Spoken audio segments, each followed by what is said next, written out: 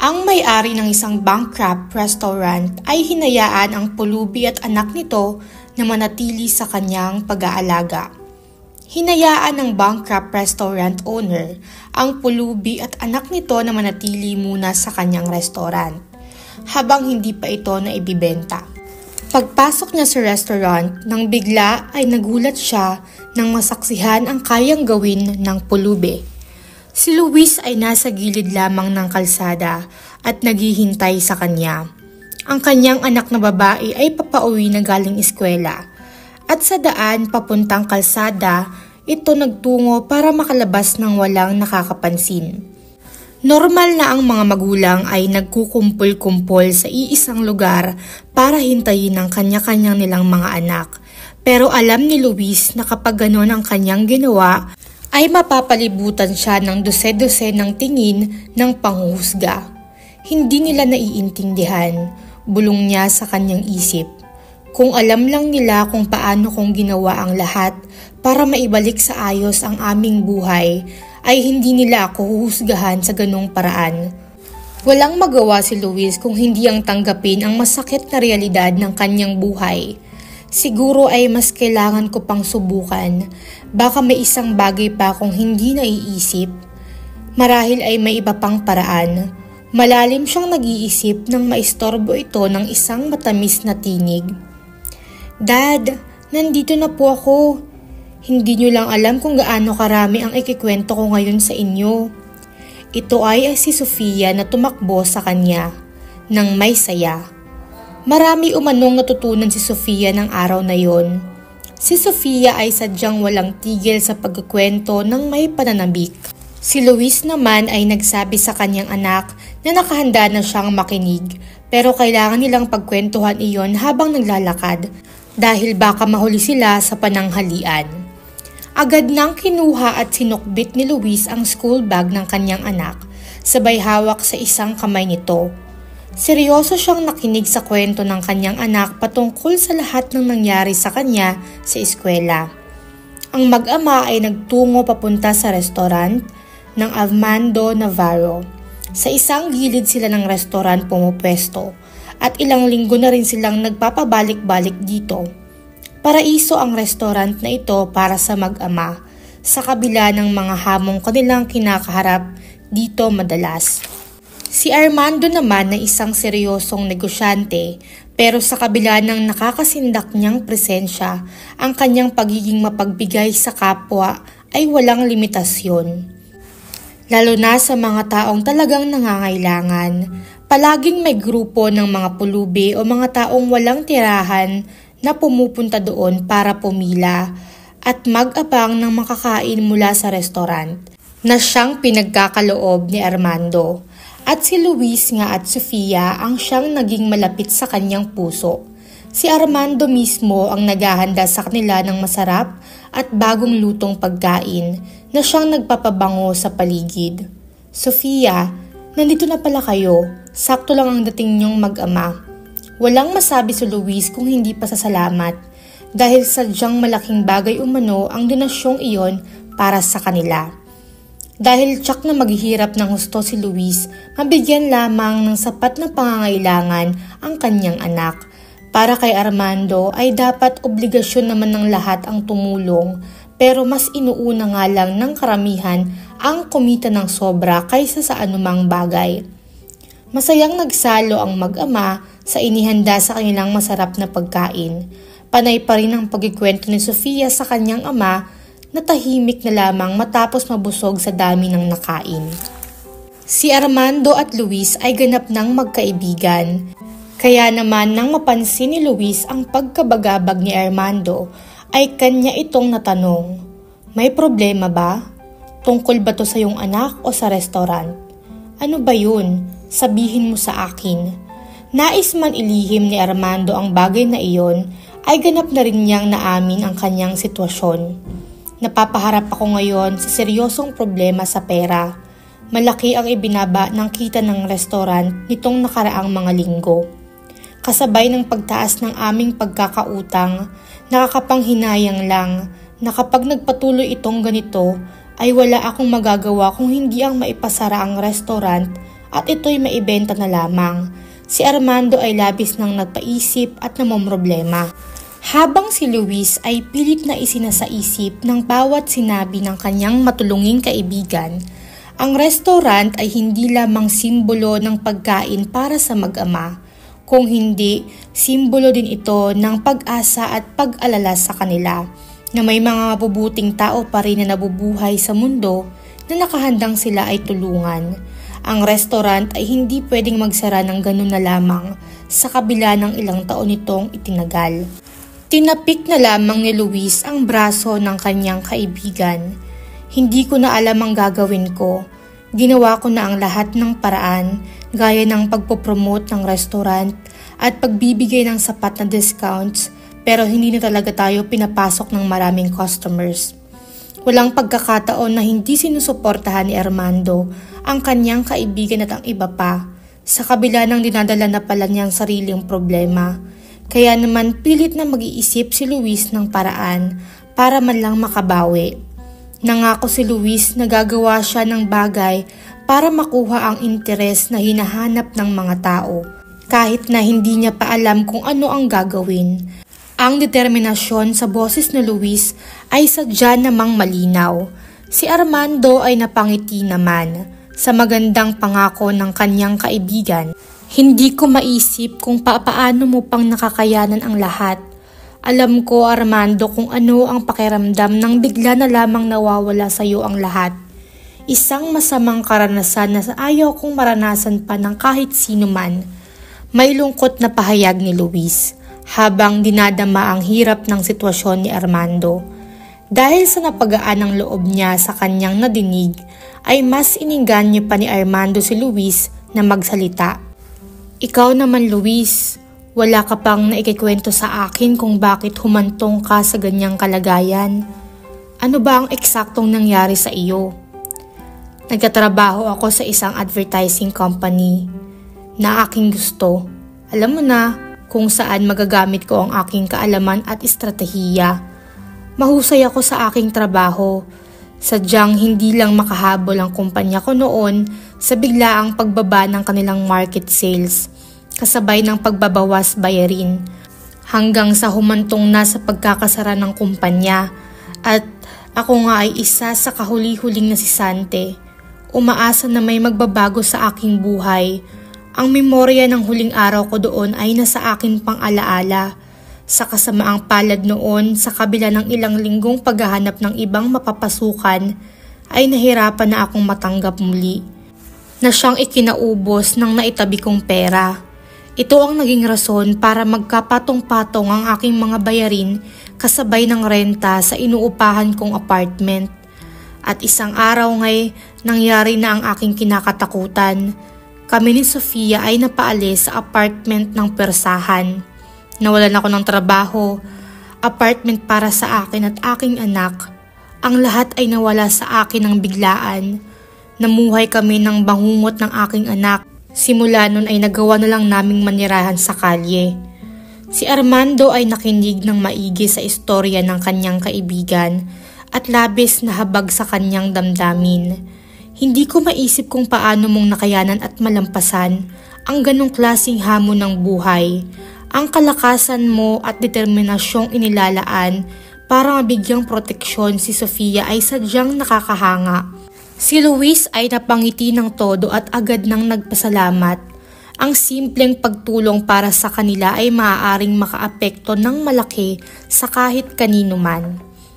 Pagkatapos ng lahat ay nagpaalam na ang mag-ama papunta sa abandonadong bahay, kung saan sila ay nagtatayo ng tent sa gilid nito na siyang tinutuluyan ng mag-ama.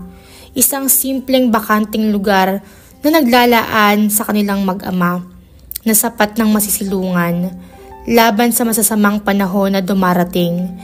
Swerte na lamang siya o mano na ang may-ari ng abandonadong bahay at lupa na yon na kanilang pinapasok ay hindi na bumalik at bumisita pa.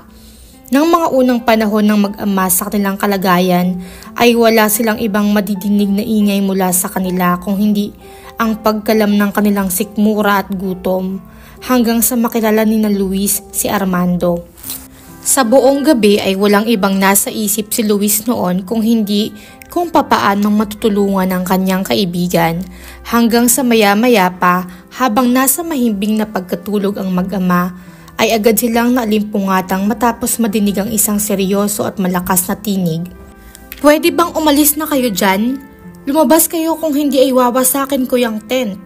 Sambit ng lalaki na pilit pinapalabas ang mag-ama ng may otoridad. Dahilan para magising ang dalawa dala ang takot at pagkakaba sa kung ano ang pupwede nilang kahantungan. Sa kabila ng lahat ay pinilit ni Luis na maging kalmado pa rin para maibsan ang pagkatakot sa ekspresyon ni Sofia. Pagkalabas ng tent ay agad nang nabungaran ni Luis ang isang pulis na nag-aabang sa kanya kasama ng ibang pa nitong mga kasamahan na nakaabang sa tabi ng kanilang patrol car na nagbibigay pula at asul na liwanag sa madilim na paligid ng lugar. "Pasensya na po pero mukhang pinapasok nyo ang establishmentong ito ng walang pahintulot. Kailangan nyo nang umalis o pwersahan namin kayong papalayasin." Seryosong pahayag ng pulis. Sinubukan naman din ni Luis na maipaliwanag ang kanyang sitwasyon. "Pero sir, hindi po kami basta pumasok lang. Normal po nang nakabukas ang gate ng bahay na ito nung una pa lang. Abandonado po ito at hindi na pinupuntahan ng kahit sino. Kailangan lang po talaga namin ng anak ko ng maayos na lugar para matuluyan." May desperasyong wika ni Luis sa otoridad. Pero ang salita ni Luis ay waring nabaliwala lamang. Pinutol na rin agad ng pulis ang kanyang pagpapaliwanag. "Hindi na yan importante. Abandonado man o hindi, ito ay isang pribadong lugar kaya kailangan nyo nang umalis o pwede naman kayong arestuhin." Si Luis at ang kanyang anak na si Sofia ay wala nang nagawa kung hindi ay lumisan ng tahimik. Kailangan na ngayon maghanap ni Luis ng ibang lugar na pwedeng matigilan. Kasabay ng seryosong pagmamasid ng mga pulis sa kanila ay dire-diretso lamang na naglakad palayo ang mag-ama. Hanggang sa mapadpad na sina Luis at Sofia sa isang bakanting lugar na pupwede muna nilang matuluyan. Tinanday na muna ni Luis ang ulo ng kanyang anak sa kanyang hita para makahigang mabuti para maging komportable ito kahit papaano sa pagtulog. Ilang sandali pa ay mahina nang nagsalita ang bata. "Dad, gutom na po ako." "Pero anak, wala tayong naitabing pagkain dito." Sadyang nadismaya si Luis sa kanyang sarili sa ganitong punto kung saan napagtanto niyang wala siyang magawa para sa pangangailangan sa sarili niyang anak. "Paano na kita mapoprotektahan sa mundong ito kung hindi kita mabibigyan ng kahit pagkain lamang?" Pilit na nilalabanan ni Luis ang kanyang luha habang hinihimas ang ulo ng kanyang anak. "Kaunting tiis lang anak. Sa eskwela bukas ay sisikapin kong maabutan ka ng kahit magkano para makabili ka ng pagkain. Pangako." "Okay lang po, Tay. Mahal na mahal po kita." May ngiting wika ng bata bago magbalik sa pagtulog. Habang natutulog ang kanyang anak ay dito nagkaroon ng pagkakataon si Luis para lumuha ng malaya. At ang dala ng bawat luha na yon ay bigay ng kakulangang nararamdaman niya bilang isang ama. Wala siyang magawa kung hindi ang magtingala na lamang sa madilim na kalangitan para humiling sa mga bituin. "Sana'y magkaroon ng tsansang magbago ang buhay namin ng aking anak. Nakahanda akong gawin ang lahat kapalit ng kahit na kaunting pag-asa lamang." Ito ang hiling ni Luis sa may kapal. Hiling para sa pag-asa ng magandang kinabukasan para sa kanyang anak. Kinaumagahan ay nagawa ng maghanda ni Sofia na makapasok ng eskwela na pilit ginagawa ni Luis ng paraan sa kabila ng kanilang kalagayan. Napabaunan lamang din ni Sofia noon ang kanyang ama ng tinapay para makakain. Sa bawat oras ng pag-uwi naman ni Sofia ay normal lang nasa isang gilid si Luis para mag-abang sa isang lugar na hindi sila gaanong mapapansin ng kanilang anak. Pagkasundo kay Sofia ay agad nang dumiretso ang dalawa sa restaurant ni Armando. Dito ay mas nagkaproblema pa sila sa kanilang naabungaran. Sa labas ng restaurant ay nakapaskil na ang for sale na sign. Nang makita ito ay naunawaan na rin agad ni Luis ang dahilan. Hindi pwedeng sumuko si Armando ng ganun na lamang. Hindi ito pwedeng mangyari. Maiging na lamang at nabungaran pa rin niya doon at naabutan para makausap. Kumusta? Tungkol sa nakapaskil. Huwag mo muna sanang isuko ang restaurant ng ganun lang. Si Armando ay natutuliro na rin at hindi na malaman ang gagawin. Wala nang ibang naiisip na paraan si Armando kung hindi ang maipagbili na ang kanyang restaurant. Humihingi ako ng tawad sa inyo at sa iba pa, pero wala na akong ibang naiisip na paraan. Huwag kayong mag-alala. Umalis man ako ay gagawa pa rin ako ng paraan para makatulong sa inyo. 1 linggo akong mawawala at ang anak kong babae ang nangako sa akin na siyang mag-aalaga sa inyo habang wala ako. Si Luis ay labis nang nababagabag sa puntong baka hindi na sila matulungan pa ni Armando pag nawala ang restaurant na po pwedeng humantong sa malalang desperasyon. Pero sa kalagitnaan ng kanilang pag-aalala at sitwasyon ay isang kislap ng liwanag ang nagbigay buhay sa paligid na siyang nagpapaalis ng pagkabigo at pagkaproblema ng bawat isa. Ang karanasan ni Luis at kaalaman sa advertising ni Luis sa loob ng maraming taon sa kanyang nakaraan na nainisip niyang nakalipas na, ang kanya pa lamang magagamit. Huwag kang mag-alala, Armando. Gagamitin ko ang lahat ng kahusayan ko sa advertising para muling buhayin ang iyong restaurant nang walang kabayaran. Kapalit ng pagtira muna namin ng aking anak sa iyong warehouse kung saan magiging mas ligtas kami lalo sa gabi. Si Armando ay sadyang nasurpresa sa proposal ni Luis, pero kung totoo ang kwento nitong ibinahagi ay meron nga itong posibilidad na mangyari. Ang restaurant ay nauwi na sa kawalang pag-asa, pero dahil sa sinabing proposal ni Luis ay bahagya silang nagkaroon ng panibagong pag-asa. O sige Luis, ikokonsidera ko yung gusto mo sa loob ng 1 linggo. Kung sakaling papasukin pang muli ng restaurant ng maraming customer ay hindi ko na ito ibibenta. Sa kabila ng kondisyon na iyon ay nakakabit ang pagtitiwala ni Armando sa kanyang kaibigan, ang oportunidad na mailigtas ang restaurant at ang mapaglalaanan ni Sofia ng mas ligtas na matutuluyan ay sadyang ikinaliligaya ni Luis. Salamat. Pangako na gagawin ko ang lahat para manumbalik ang restaurant sa dati. Hindi kita bibiguin. Pagkatapos ng lahat, kinabukasan ay dumiretso na si Luis at Sofia sa warehouse kung saan pagbukas nila ay nabungaran nila ang isang babae na nag-aayos ng mga matres at sa pagitan ng mga kahon ay may magandang pwesto doon na sapat para malugaran ni Luis at ang kanyang anak. Pasensya ka na sa abala. Ikaw ba yung anak ni Armando? Nasurpresa naman ang babae nang madinig iyon pero agad din namang napangiti. Ikaw malamang si Luis. Tama ka. Ako si Victoria, ang anak ni Armando. Yan siguro si Sofia, tama ba? Isang napakagandang bata. May pagtanggap na pinatuloy ni Victoria ang mag-ama sa warehouse. Pinapwesto muna sa isang gilid. Malamang nagugutom na kayo. Maupo muna kayo dyan at hintayin niyo ko. Ikukuha ko kayo ng mainit na sabaw at makakain. Ilang sandali pa ay nag-enjoy na ang mag-ama sa pagkain. Tinanggap nila ang handa ni Victoria ng may kagalakan. Ang nakakatakam na amoy ng pagkain ay siyang nangingibabaw sa warehouse ng mga oras na iyon. Habang nakain ay natunong na Luis si Victoria na may kinalaman sa kanyang ama. Si Dad ba? Nag-travel siya. Kakaalis niya lang din kahapon, babalik naman si Dad, kaya huwag kayong mag-alala. Nandito naman po ako, pinagbilinan po ako ni Dad na ako muna ang mag-asikaso dito habang wala siya. Parehas kayo ng iyong ama, kasing bait mo siya at kasing talino. At napakasarap ng sabaw mo. Mana ka talaga sa iyong papa. Wala kayong katulad. Oo nga po sana parang form of expression ko lang ang pagluluto pero hindi na talaga yun ang nakakahiligan ko ngayon. Mas nakahiligan ko ang larangan ng musika. Pakiramdam ni Victoria na sa pamamagitan ng musika ay nagagawa niyang kumonekta sa ibang mas malaking bagay. Mga bagay na mas higit pa sa basta salita lamang. Kaya ding maggitara ni Victoria, mag-violin at magpiano. Habang nag-uusap ang dalawa ay may pagka-inosente lamang na nakikinig si Sofia.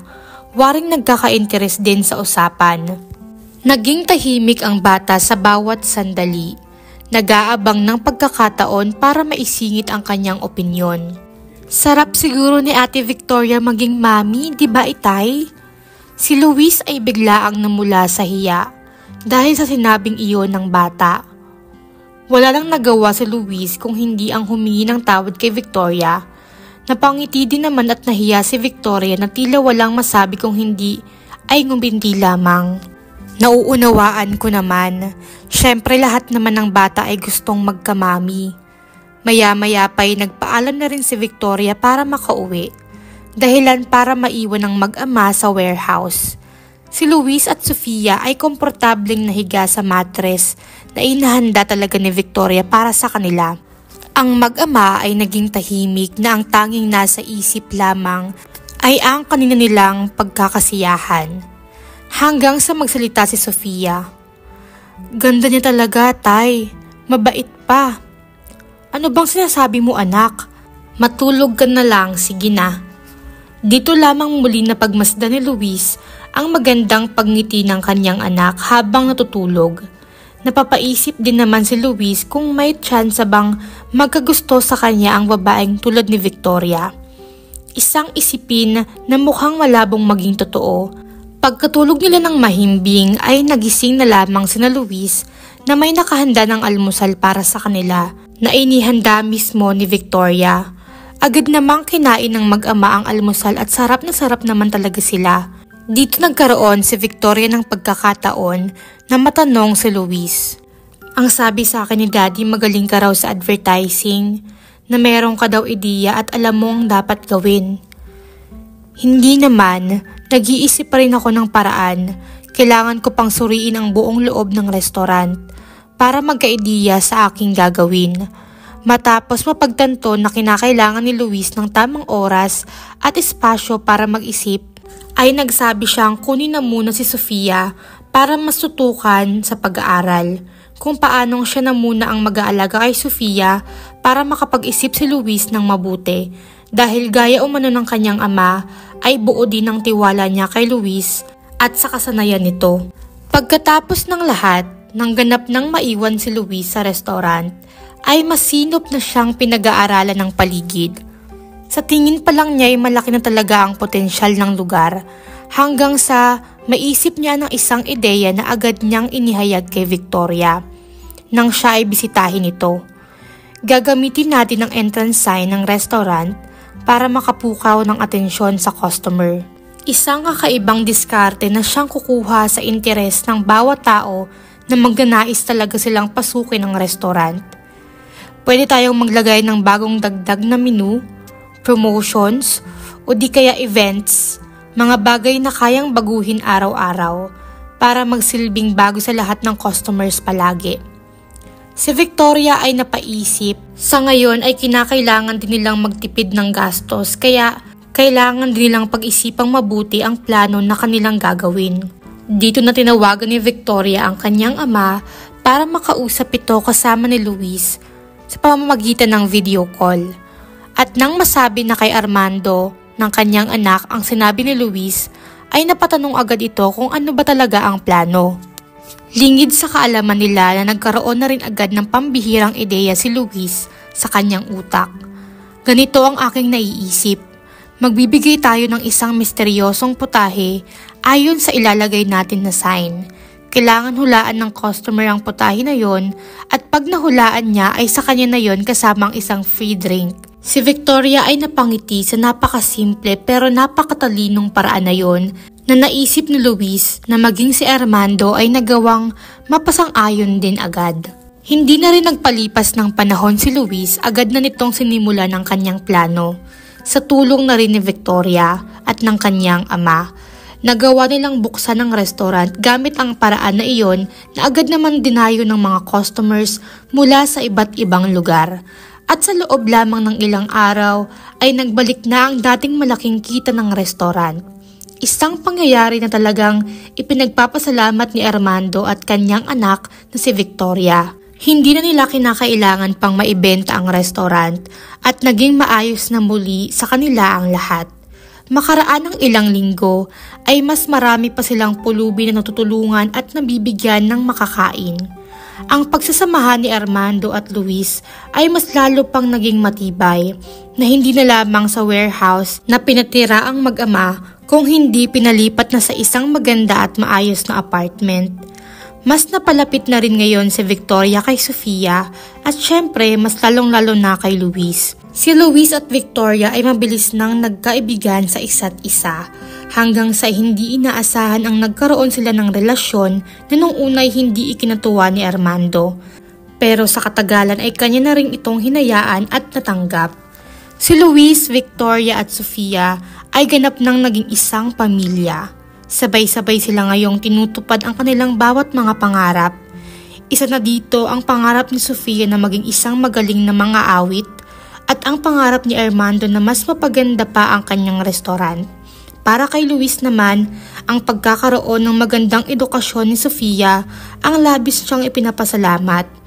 Makalipas ang isang taon ay ganap na ring ikinasal si Luis at Victoria at mula noon ay mas naging higit pa ang kasiyahan nila kaysa sa dati.